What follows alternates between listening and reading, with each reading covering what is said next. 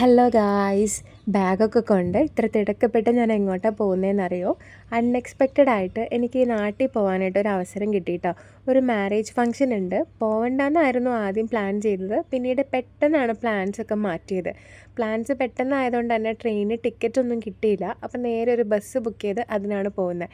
ഭയങ്കര എക്സൈറ്റ്മെൻറ്റും ഭയങ്കര സർപ്രൈസിങ് ആയിട്ടുള്ളൊരു യാത്രയാണ് കേട്ടോ ഇത്. കാരണം എൻ്റെ വീട്ടിലുള്ള ആർക്കും ഒരു സൂചന പോലും ഇല്ല ഞാൻ വരും എന്നുള്ളത്.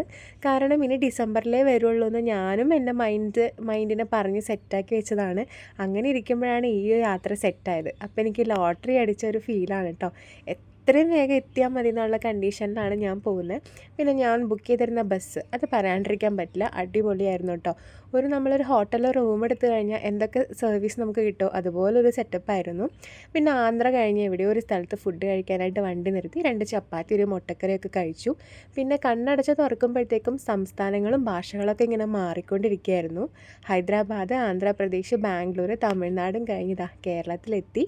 ചാലക്കുടിയിൽ നിന്ന് നേരെ ബസ്സെടുത്ത് പിന്നെ അത് ഒരു ഓട്ടോ പിടിച്ച് ഫൈനലി ഞാൻ എൻ്റെ വീട്ടിലെത്തി.